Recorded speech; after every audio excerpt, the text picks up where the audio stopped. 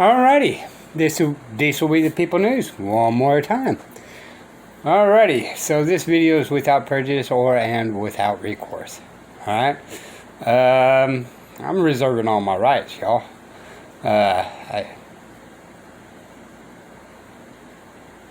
an attorney, so anything I say or do is not legal advice. Okay, it's just my opinion. Why? Because I'm not an attorney. That's why. Alright. I never look straight forward, y'all. I always look around me to be able to protect myself by any means necessary. That means I look at everything. When I see that I have time to do so and all that kind of stuff. Alrighty. So, once again, I guess I got on this kick with KrisAnne Hall all of a sudden. For me, it never gets old. I did remember this video a long time ago. And at the time, I didn't really fully comprehend what she's talking about, due to my lack of research and all that. I've grown a little wiser in certain things. Not wise enough, but a little wiser. All right, let's see what she had to do. Oh, this is, and also in the floor, Senate of Florida. And I guess talking about health care. How it was unconstitutional at the time, but there's a couple of points I want to stop at. Ms. Hall, followed by Judy Bartlett.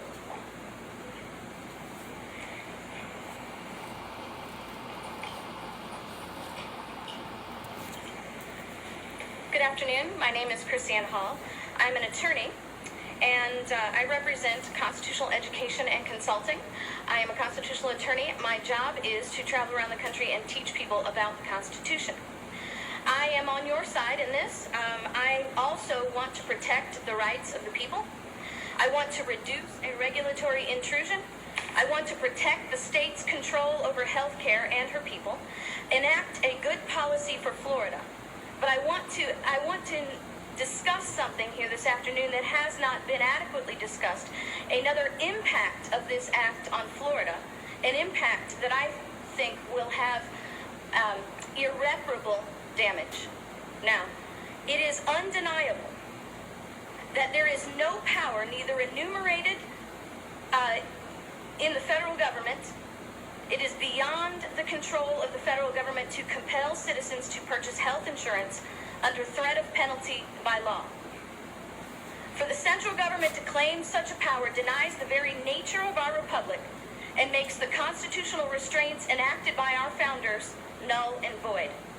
Alexander Hamilton tells us in Federalist Paper 78, no legislative act contrary to the Constitution can be valid. You can't get much simpler than that. He says to deny this would to affirm that the deputy is greater than his principal, that the servant is above his master, that representatives of the people are superior to the people. Jefferson says that whenever the general government assumes an undelegated power, its acts are unauthoritative, void, and of no force.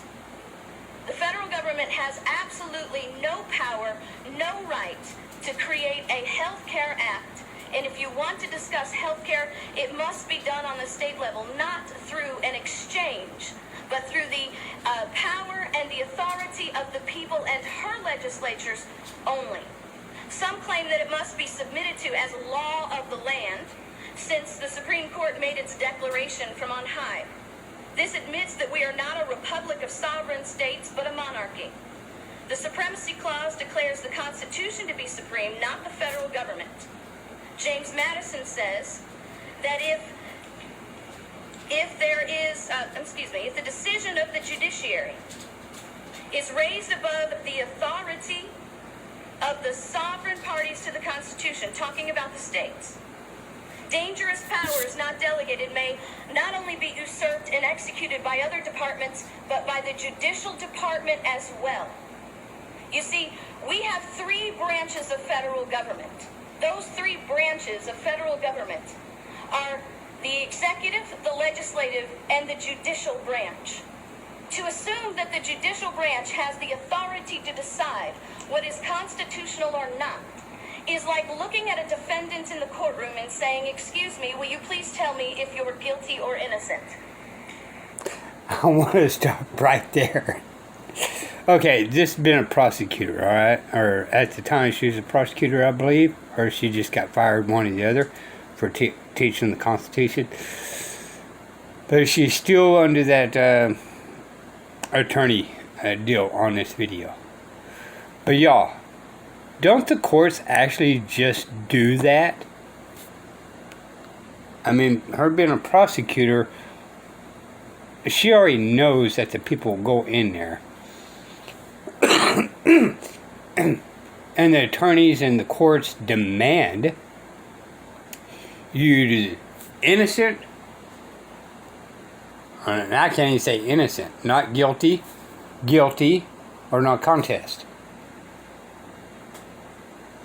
So she's bringing this up, which is, and I love her to death, but it's contradicting what she's actually been doing to other people when she was a prosecutor. Yeah, the Supreme Court's a little different. However, you're under the impression that you're supposed to be innocent until proven guilty.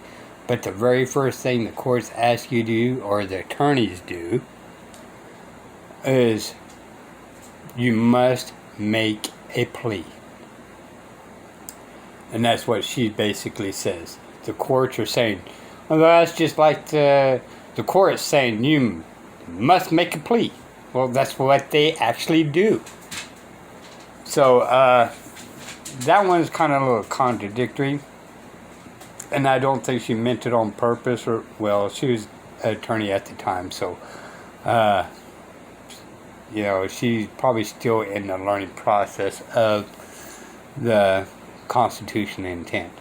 But I just wanted to pause here, and I'm rambling, about the courts asking, are you innocent or are you guilty? You know, and that's exactly what they do. You must plead no contest, not guilty, or guilty. But where is the word innocent? It's never ever brought up. And when I challenged that, they automatically said it's not on that paper, and it was not on the paper. So I scratched all that out, and I put a little box in there, wrote innocent on the side there, marked the innocent in there, and send it in. However, at the time when I was learning all this, I realized now that I still made a claim. Okay? You just challenge that. Well, I am assuming I'm innocent until proven guilty. And that y'all's job? Alright, sorry. That is an usurpation of power, and it is something that our founders called dangerous. Usurpation power. Is that or is that not what the courts are doing today? Making you make this plea, making you make a claim. That way you have to prove you're innocent. Because why? You made a claim, y'all. That's why. That's the reason why when you walk in there, you're assumed guilty, because you made a claim. You either made a claim that you're innocent, or you made a claim that you're not innocent. Not guilty or guilty. Alright? They trap you into making a claim. Now, since you made the claim, you got to prove your innocence. See how that works? And if you don't make the claim, well, the judge is going to put in there innocent, which therefore on the record you still made a claim, even though you did not make a claim, because they don't want to be the claimant, because then they have to prove that you are guilty, and they cannot have that. Just saying. The founding documents and the men who wrote them make it unequivocally clear that the states have the final word on whether their creation, the federal government, has trespassed its clearly defined boundaries. Our states. I talked about trespass, haven't I? I would challenge that judge. He makes that freaking. You put innocent on there, or not guilty. Your Honor, are you trespassing, making claims upon I, the man, or the woman, or if you want to just make your name, right? Challenge that. Did you just make a claim on my behalf and trespass upon my rights? My Fifth Amendment rights to not incriminate myself? Yes or no, Your Honor? Are united in a compact that creates the Constitution. James Madison said, in the case of deliberate, palpable, and dangerous exercise of other powers not granted, the states have the right, and this is key, because this is your job now. You not only have the right, but you are duty-bound to interpose for maintaining within your respective limits the authorities, rights, and liberties of the people.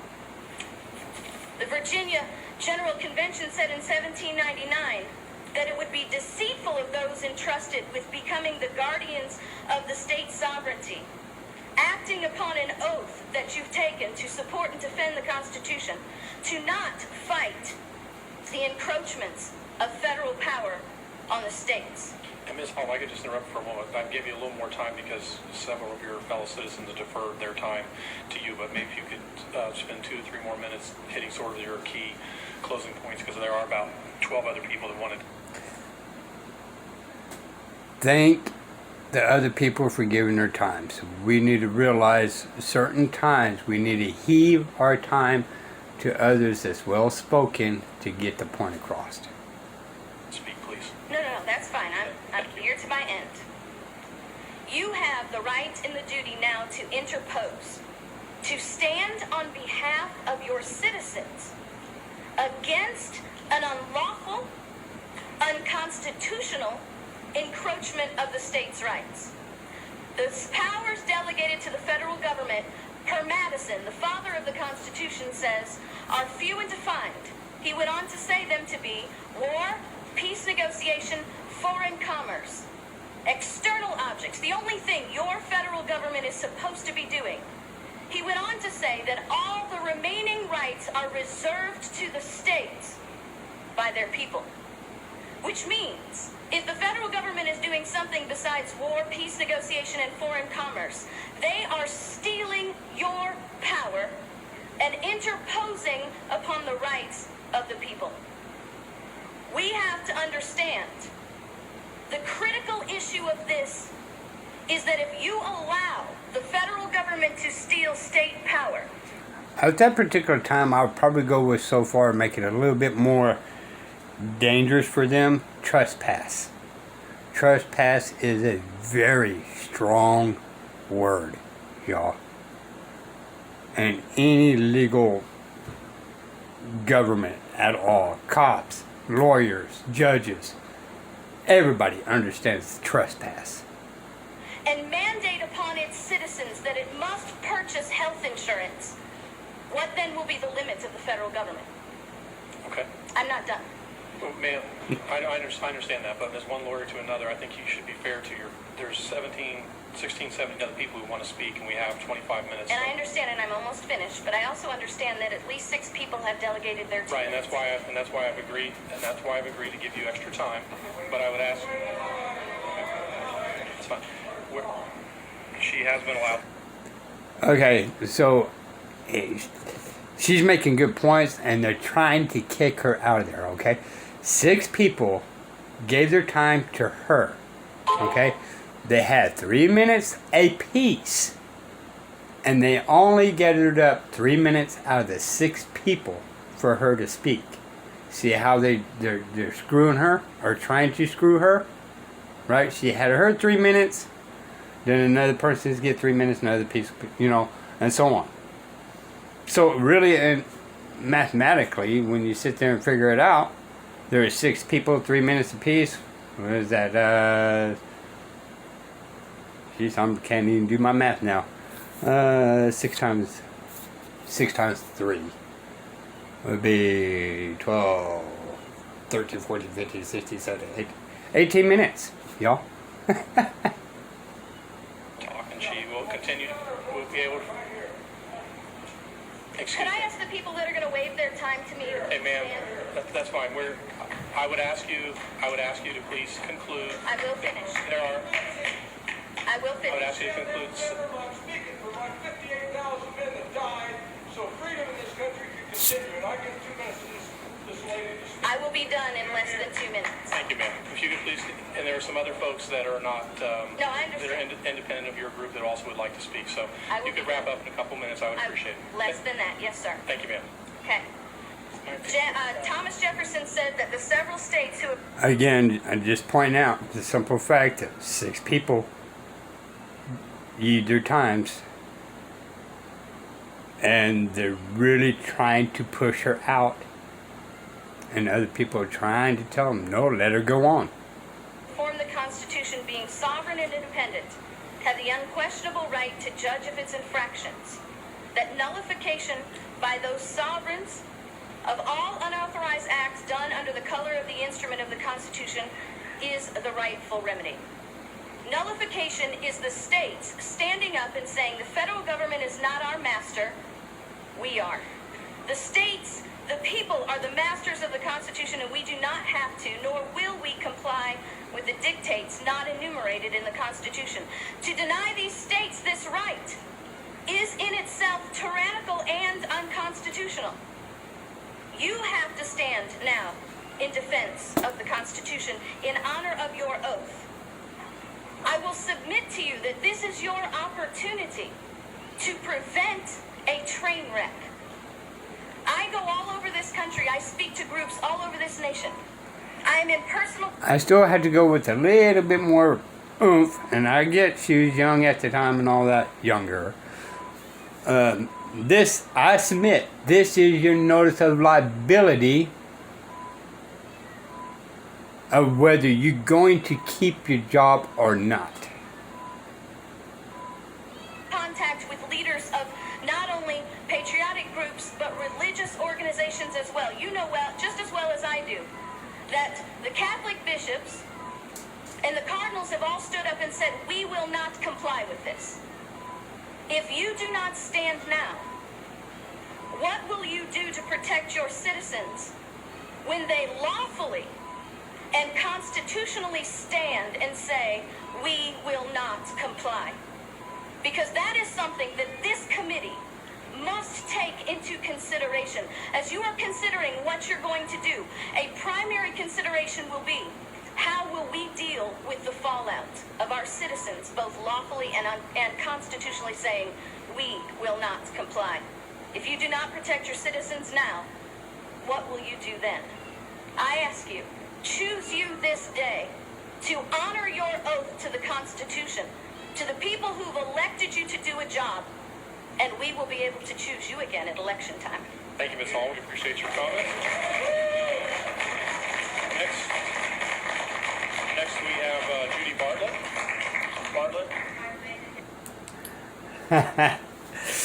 Anyway, y'all, again, I thought it was interesting, and everything I said on here is just my opinion, okay? I'm not giving no legal advice or anything like that, y'all, just to cover my ass, okay? Till next time, this will be the People News. Bye.